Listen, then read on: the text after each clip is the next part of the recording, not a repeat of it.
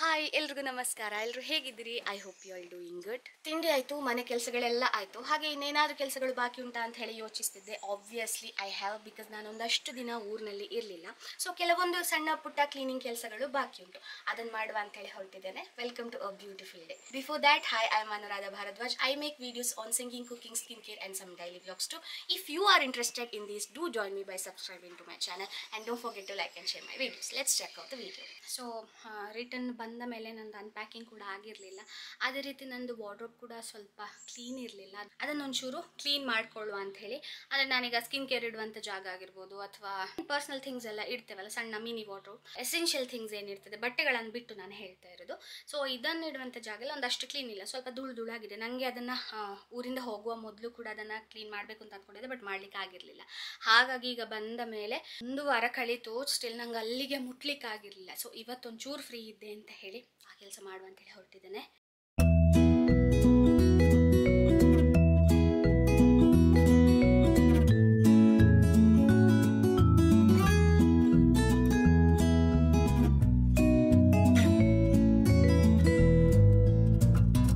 Okay, ಈಗ things ಏನೇನು ನಾನು ನನ್ನ ಕ್ಲೋಸೆಟ್ಟಲ್ಲಿ ಇಟ್ಟಿದ್ದೆ ಅದನ್ನೆಲ್ಲ ಹೊರಗಡೆ ತೆಗೆದು ಹಾಕಿ ಆಗಿದೆ ಉಂಟು. ಇದರಲ್ಲಿ ಬೇಡದ್ದು ಕೂಡ ಉಂಟು, ನಾನು ಯೂಸ್ ಮಾಡಿ ಖಾಲಿ ಅದೆಲ್ಲ ಹಾಗೆ ಇಟ್ಟಿದ್ದೆ. ಸೊ ಯೂಸ್ ಮಾಡೋದನ್ನೆಲ್ಲ ಡಿಸ್ಪೋಸ್ ಮಾಡಿ ಯಾವುದು ಬೇಕು ಅಂತ ಹೇಳಿ ನೋಡಿ ಅದನ್ನು ಮಾತ್ರ ಇದರೊಳಗೆ ಇಡಬೇಕು. ಇದರಲ್ಲಿ ಒಂದಷ್ಟು ಧೂಳು ಉಂಟು, ಇನ್ನು ಆ ಧೂಳನ್ನೆಲ್ಲ ಒಂದ್ಸತಿ ಒರೆಸಿ ತೆಗೆದು ನಂದೇನೇನು ಥಿಂಗ್ಸ್ ಉಂಟು ಅದನ್ನೆಲ್ಲ ಒಂದ್ಸತಿ ನೀಟಾಗಿ ಇಟ್ಬೇಕು.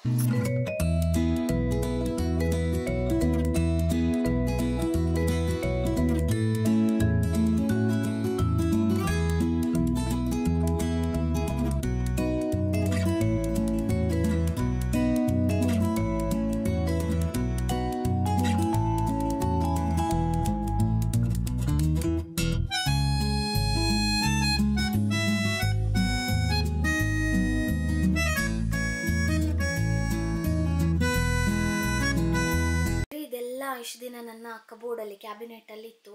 ಇದರಲ್ಲಿ ಎಲ್ಲ ಇರೋದು ಆಲ್ಮೋಸ್ಟ್ ಬಾಕ್ಸಸ್ಸೇ, ನಾನು ಏನಾದರೂ ಆರ್ಡ್ರ್ ಮಾಡಿದ್ದದ್ದು. ಆಮೇಲೆ ಇದು ಪ್ರಾಡಕ್ಟ್ಸ್ ಇದ್ದು ಕಾರ್ಟನ್ ಬಾಕ್ಸ್ಗಳು ಬರ್ತದಲ್ಲ, ಎಲ್ಲ ಅದೇ ಇರೋದು.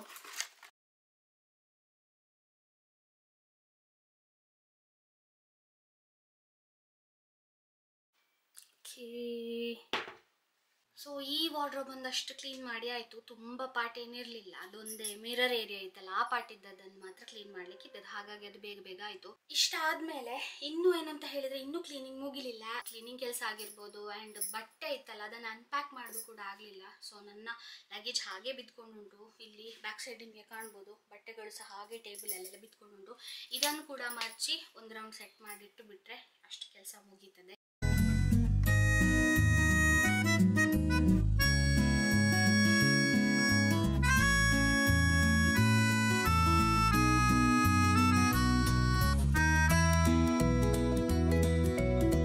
ಆ್ಯಕ್ಚುಲಿ ಆಗ ಬಟ್ಟೆ ಮಚ್ಚು ಅಂತ ಹೇಳಿ ಹೊರಟಿದ್ದೆ ಅಲ್ಲ, ಬಟ್ ನಂಗೆ ಅಲ್ಲಿ ಒಳಗಿದ್ದು ಕೆಲಸ ಆದಮೇಲೆ ಸೆಕೆ ತಡಿಲಿಲ್ಲ, ತುಂಬ ಸೆಕೆ ಆಗ್ತಿತ್ತು. ಆ್ಯಕ್ಚುಲಿ ನಮ್ಮೂರಲ್ಲಿ ಏನಂದರೆ ನಿನ್ನೆ ಎಲ್ಲ ಮೊನ್ನೆ ತುಂಬ ಜೋರು ಮಳೆ ಬಂದಿತ್ತು. ರಾತ್ರಿ ಹೊತ್ತಿಗೆ ಆಗುವಾಗ ಜೋರು ಅಂದರೆ ತುಂಬ ಜೋರು ಮಳೆ. ನೆಕ್ಸ್ಟ್ ಡೇ ಇಲ್ಲಿ ಮರ ಎಲ್ಲ ಮುರಿದು ಬಿದ್ದಿತ್ತು ರೋಡಲ್ಲಿ, ಅಷ್ಟು ಜೋರು ಗಾಳಿ ಮಳೆ ಎಲ್ಲ ಬಂದಿತ್ತು. ಅದರ ನೆಕ್ಸ್ಟ್ ಡೇ ಅಂದರೆ ನಿನ್ನೆ ಏನಾಯಿತು ಅಂತ ಹೇಳಿದರೆ, ಆ ಮಳೆ ಇರಲಿಲ್ಲ, ಬಟ್ ಹೆವಿ ಸೆಕೆ ಶುರು ಆಯಿತು. ಸೊ ಇವತ್ತು ಕೂಡ ಅದೇ ಸೆಕೆ ಕಂಟಿನ್ಯೂ ಆಗಿದೆ, ತುಂಬ ಅಂದರೆ ತುಂಬ ಸೆಕೆ. ಈಗ ನಾನು ಆ್ಯಕ್ಚುಲಿ ತಣ್ಣೀರು ಸ್ನಾನ ಮಾಡ್ಕೊಂಡು ಬಂದೆ, ಸ್ಟಿಲ್ ಸೆಕೆ ಆಗ್ತಾ ಉಂಟು, ಅಷ್ಟೊಂದು ಸೆಕೆ ಉಂಟು. ಸ್ನಾನ ಮಾಡ್ತಾರೆ ಫೀಲೇ ಆಗ್ತಿಲ್ಲ. ಎನಿಹೌ, ಈಗ ಈ ಒಂದು ಕೆಲಸ ಏನು ಬಾಕಿ ಮಾಡಿಟ್ಟಿದ್ದೇನೆ ಅದನ್ನೊಂದು ಬೇಗ ಮುಗಿಸಿಬಿಡ್ತೇನೆ.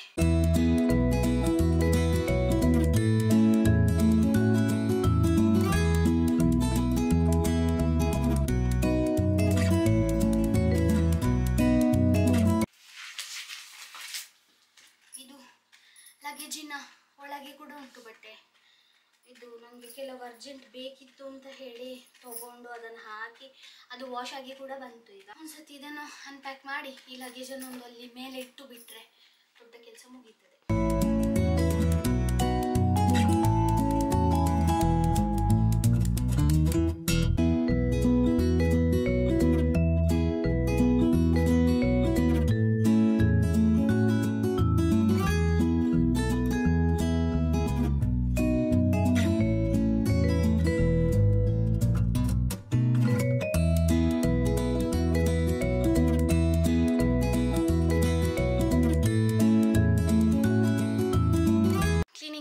ಆಯಿತು, ಬಟ್ಟೆ ಎಲ್ಲ ಮಡ್ಚಿ ಒಳಗೆ ಸೆಟ್ ಮಾಡಿಟ್ಟಾಯಿತು. ಟೈಮ್ 1:30 ಆಗ್ತಾ ಬಂತು. ನನಗೆ ಜೋರು ಹಸಿವಾಗ್ತದೆ. ನಾವಿನ್ನು ಊಟ ಮಾಡುವ.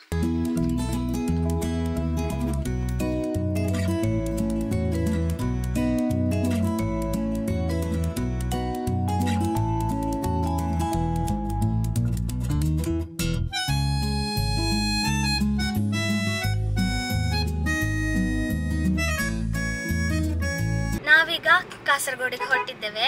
ಯಾಕೆ ಅಂತ ಹೇಳಿದರೆ ನನ್ನ ಅಪ್ಪ ಗುಜರಾತಿಗೆ ಹೊರಟಿದ್ದಾರೆ. ಹಾಗಾಗಿ ಅವರಿಗೆ ಟ್ರೈನ್ ಇರೋದು ಕಾಸರಗೋಡು ರೈಲ್ವೆ ಸ್ಟೇಷನಿಂದ 7 o'clock ಟ್ರೈನ್ ಇರೋದು. ಈಗ ಚೂರು ಲೇಟ್ ಆಯಿತು, 6 ಕಳೀತು ನಾವು ಹೊರಡುವಾಗ. ನಮ್ಮ ಮನೆಯಿಂದ ಕಾಸರಗೋಡಿಗೆ 3/4 ಗಂಟೆ ಬೇಕಾಯಿತು. ಸೊ ಆಲ್ಮೋಸ್ಟ್ ಆನ್ ಟೈಮ್ ನಾವು ತಲುಪ್ತೇವೆ. ಹಾಗಾಗಿ ಅವರನ್ನು ಡ್ರಾಪ್ ಮಾಡಲಿಕ್ಕೆ ಅಂತ ಹೇಳಿ ನಾನು ಮತ್ತೆ ಅರುಣ ಹೋಗ್ತಾ ಇರೋದು.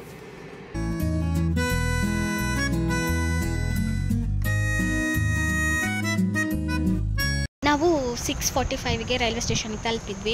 ನಮಗೆ ಈಗ ಅಪ್ಪಂಗೆ ಟ್ರೈನ್ ಬರೋದು ಪ್ಲ್ಯಾಟ್ಫಾರ್ಮ್ ನಂಬರ್ 2 ಅಲ್ಲಿ. ಸೊ ಇಲ್ಲಿ ಬಂದು ಕೂತಿದ್ದೇವೆ. 7 o'clock ಅಂತ ಇತ್ತು ಟ್ರೈನ್, ಬಟ್ ಆಬ್ವಿಯಸ್ಲಿ ಯಾವಾಗಲೂ ಟ್ರೈನ್ ಲೇಟ್ ಅಲ್ಲ. 7:25 ಅಂಥೇಳಿ ತೋರಿಸ್ತಾ ಉಂಟು.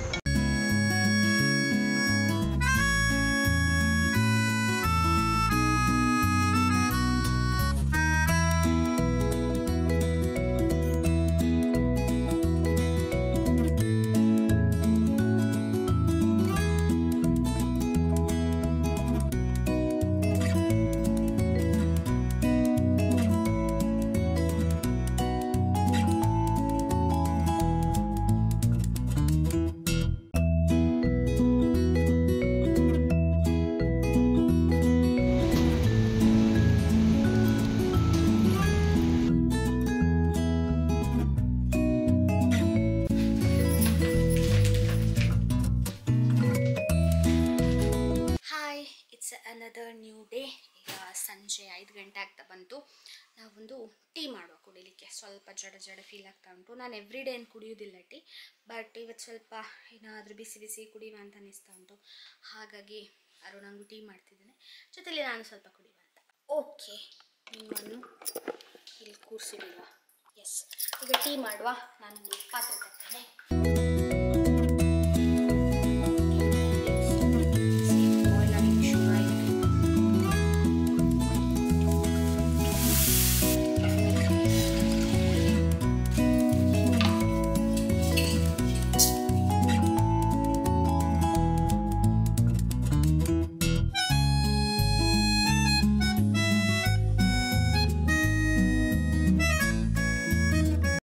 ಕುಡ್ದಾಯಿತು.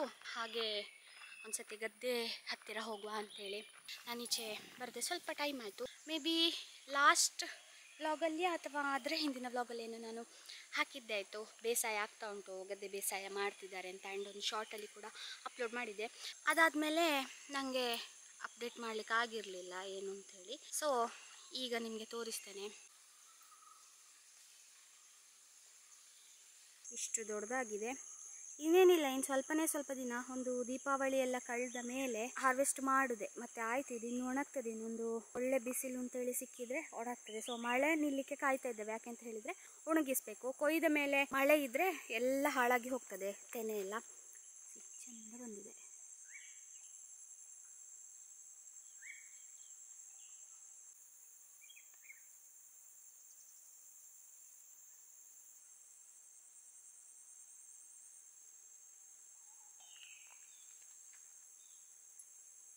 ಭತ್ತದೊಳಗೆ ಭತ್ತ ಅಂದರೆ ಅದು ಹೊರಗಿದು ಕವರ್ ಇರ್ತಲ್ಲ, ಈ ಥರ ಇರ್ತದೆ. ಸಣ್ಣ ವೈಟ್ ಪಾರ್ಟ್ ಉಂಟಲ್ಲ, ಹೀಗಿರ್ತದೆ. ನಮ್ಮ ಗದ್ದೆಯಲ್ಲಿ ನಾವು ಬೇಸಾಯ ಶುರು ಮಾಡಿದ್ದು ಜೂನ್ ತಿಂಗಳಲ್ಲಿ. Almost 4 months. ಹೌದು, ಜುಲೈ, ಆಗಸ್ಟ್, ಸೆಪ್ಟೆಂಬರ್, ಅಕ್ಟೋಬರ್ ಆಗ್ತಾ ಬಂತು. ಇನ್ನು ಆಲ್ಮೋಸ್ಟ್ ಅಕ್ಟೋಬರ್ ಎಂಡ್ ನವೆಂಬರ್ ಫಸ್ಟಿಗೆ ಆಗುವಾಗ ಇದನ್ನು ಹಾರ್ವೆಸ್ಟ್ ಮಾಡ್ಯಾರು. ಫಾರ್ಮಿಂಗ್ ಶುರು ಆಗುವಾಗ ಕೆಲಸ ಅಂದರೆ ತುಂಬ ಕೆಲಸ. ಏನಂತ ಹೇಳಿದರೆ, ಗದ್ದೆಯನ್ನು ಹದ ಮಾಡಬೇಕು ಅಂತ ಹೇಳಿದರೆ ಟಿಲ್ಲರ್ ಅಂತ ತರಿಸಿ ಗದ್ದೆಗೆ ನೀರು ತುಂಬಿಸಿ ಮಣ್ಣನ್ನೆಲ್ಲ ಒಂದು ಸತಿ ಉಳಬೇಕು, ಅದು ಮೆತ್ತಗಾಗಬೇಕು. ಆಮೇಲೆ ಅದರಲ್ಲಿ ವಾಪಸ್ ಅದಕ್ಕೆ ಬೇಕಾದಷ್ಟು ನೀರೆಲ್ಲ ತುಂಬಿಸಿ ಒಂದು 10 days ಆಲ್ಮೋಸ್ಟ್ ಬಿಡಬೇಕಾಗ್ತದೆ. ಈ 10 days ಆದಮೇಲೆ ವಾಪಸ್ ಟಿಲ್ಲರ್ ಹಾಕಿ ಇನ್ನೊಂದು ಸತಿ ಉಳುಮೆ ಮಾಡೋದಂತೆ. ಅದಾದಮೇಲೆ ಲೆವೆಲಿಂಗ್ ಮಾಡೋದಂತೆ. ಲೆವೆಲಿಂಗ್ ಎಲ್ಲ ಆದ ಮೇಲೆ ಗಾಡಿ ಉಳಿಸಿರ್ತೇವೆ, ನಾವೇನು ಡ್ರೈ ಮಾಡಿರ್ತೇವಲ್ಲ ಅದನ್ನು ನಾವು ನೆಕ್ಸ್ಟ್ ಇಯರ್ನ ಫಾರ್ಮಿಂಗೋಸ್ಕರ ಅಂತ ಉಳಿಸಿರ್ತೇವೆ. ಸೊ ಅದನ್ನು ಸ್ಪ್ರೌಟ್ ಬರುವ ಥರ ಮಾಡಿ ಮತ್ತೆ ಅದನ್ನು ಏನು ಹೇಳಿದ್ರು ನೇಜಿ ಬಿತ್ತನೆ ಮಾಡೋದು ಅಂತೇಳಿ. ಅದರ ಕೆಲಸ ಅಷ್ಟಿಷ್ಟಲ್ಲ, ಅದೊಂದು ಜಸ್ಟ್ ಒಂದು ನೇಜಿ ಬಿತ್ತನೆ ಅಂತ ಹೇಳಿದ್ರೆ ಒಂದು 15 ಮಿನಿಟ್ಸ್ನ ಕೆಲಸ ಆಯಿತಾ, ಒಂದು 10 to 15 minutes, max to max 20 minutes ತೊಗೊಳ್ಬೋದು. ಈಗ ನಮ್ಮದು ಗದ್ದೆ ಇಷ್ಟೇ ಸಣ್ಣದಿರುವ ಕಾರಣ 15 ಮಿನಿಟ್ಸ್ ಮ್ಯಾಕ್ಸಿಮಮ್ ಇದಕ್ಕೆ ಬೇಕಾಗೋದು. ಸೊ ಆ ಕೆಲಸಕ್ಕೋಸ್ಕರ ತಯಾರಿಗಳೆಷ್ಟು ಅಂತ ಹೇಳಿದರೆ ತೀರ ಕೆಲಸಗಳಾಗ್ತದೆ.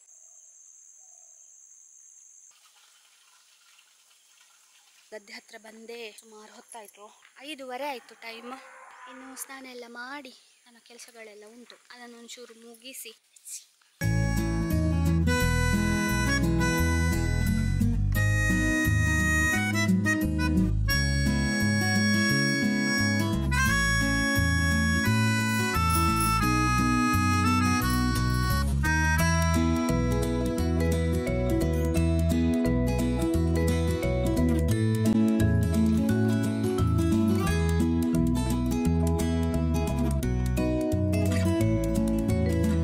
Morning, welcome to a beautiful day.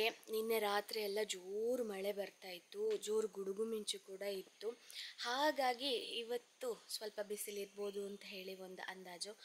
ಬೆಳಗ್ಗಿನಲೇ ಇವತ್ತಿನ ಬಿಸಿಲು ಸ್ವಲ್ಪ ಖಾರ ಉಂಟು, ಸೂರ್ಯನ ಬೆಳಕು ಸ್ವಲ್ಪ ಖಾರ ಉಂಟು ಇವತ್ತು. Still it's looking very beautiful, looking a very beautiful Sunny day. ನೋಡುವ, ಈಗ ಬ್ಯೂಟಿಫುಲ್ ಉಂಟು, ಇನ್ನು ಟೈಮ್ ಹೋದಾಗೆ ಸೆಕೆ ಜಾಸ್ತಿ ಆಗ್ತದಾ ಏನು ಅಂತ ಹೇಳಿ. Let's go. कशेंदाय कशेंदाय हुल्लुदाय की खायादाय की हुल्लुदाय की हुल्लुदाय की दायद देर.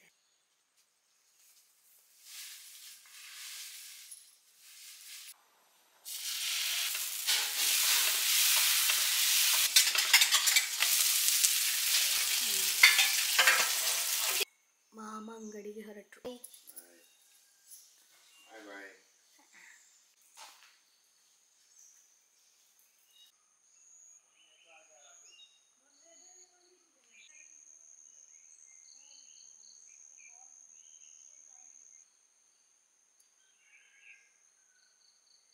ತಿಂಡಿ ಎಲ್ಲ ಆಯಿತು. ಇವತ್ತು ತಿಂಡಿಗೆ ಮಲ್ಟಿಗ್ರೇನ್ ದೋಸೆ ಮತ್ತು ಕೊತ್ತಂಬರಿ ಸೊಪ್ಪು ಹಾಗೆ ಬೆಳ್ಳುಳ್ಳಿ ಹಾಕಿ ಮಾಡಿದ ಒಂದು chutney, very yummy and healthy too. ಈಗ ಮನೆ ಕ್ಲೀನ್ ಮಾಡ್ಲಿಕ್ಕೆ ಹೊರಟಿದ್ದೇನೆ, ಯಾಕಂದರೆ ದೀಪಾವಳಿ ಹಬ್ಬ ಬಂತು. ಹಾಗೆ ಖುಷಿ ಆಯಿತು ನನಗೆ. ಹಬ್ಬಗಳು ಸೆಲೆಬ್ರೇಟ್ ಮಾಡೋದು ಆ್ಯಂಡ್ ಹಬ್ಬಗಳಿಗಿಂತ ಮೊದಲು ಅದಕ್ಕೋಸ್ಕರ ಅಂಥೇಳಿ ನಾವು ಪ್ರಿಪ್ರೇಷನ್ಗಳೆಲ್ಲ ಮಾಡ್ತೇವಲ್ಲ, ಅದೆಲ್ಲ ನನಗೆ ತುಂಬ ಇಷ್ಟ. ಹಾಗಾಗಿ ಕಳೆದ ವರ್ಷ ಹೇಗೆ ಅಂತ ಹೇಳಿದ್ರೆ ಒಂದು 15 ಡೇಸ್ ಮೊದಲೇ ಎಲ್ಲ ಕ್ಲೀನಿಂಗಿನ ಕೆಲಸಗಳನ್ನು ಮತ್ತು ಬಾಕಿ ತಯಾರಿಗಳನ್ನೆಲ್ಲ ಮಾಡ್ತಾ ಬಂದೆವು. ಈ ಸರ್ತಿ ಆಲ್ರೆಡಿ ಆಗಿದೆ, ಇನ್ನು ಲಾಸ್ಟ್ ಮೂಮೆಂಟಿನ ಒಂದು ಅಲ್ಲಲ್ಲಿರುವಂಥ ಸಣ್ಣ ಪುಟ್ಟ ಕ್ಲೀನಿಂಗ್ಗಳನ್ನು ಈಗ ಮುಗಿಸುವಂಥದ್ದು. ಇವತ್ತೆಷ್ಟು ಡೇಟ್? ಯಾವಾರ ಫ್ರೈಡೆಯಾ? ಹೌದು, ಇವತ್ತು 17, 18, 19. ಇನ್ನು 2 ಡೇಸ್ನಲ್ಲಿ ದೀಪಾವಳಿ ಬರ್ತದೆ. ಹಾಗಾಗಿ ಬೇಗ ಬೇಗ ತಯಾರಿಗಳೆಲ್ಲ ಮುಗಿಸಿ ಹಬ್ಬವನ್ನು ಖುಷಿಯಿಂದ ಸೆಲೆಬ್ರೇಟ್ ಮಾಡುವ. Let's go. ಹೇಗೆ ಉಂಟು? ಹೇಗೆ ಕಾಣ್ತೇನೆ? ಚೆಂದ ಕಾಣ್ತೇನೆ? ನನಗೆ ಸ್ವಲ್ಪ ಡಸ್ಟ್ ಎಲರ್ಜಿ ಉಂಟು, ಹಾಗಾಗಿ ಮಾಸ್ಕ್ ಎಲ್ಲ ಹಾಕಿ ಕ್ಲೀನಿಂಗ್ ಮಾಡುವ ಅಂತೇಳಿ ಬೇಗ ಬೇಗ ಕ್ಲೀನಿಂಗ್ ಮುಗಿಸಿ ಮತ್ತೆ ಮುಂದಿನ ಕೆಲಸ ಏನು ಅಂತ ಹೇಳಿ ನೋಡುವ. ತಡಾ, ನಾನೇ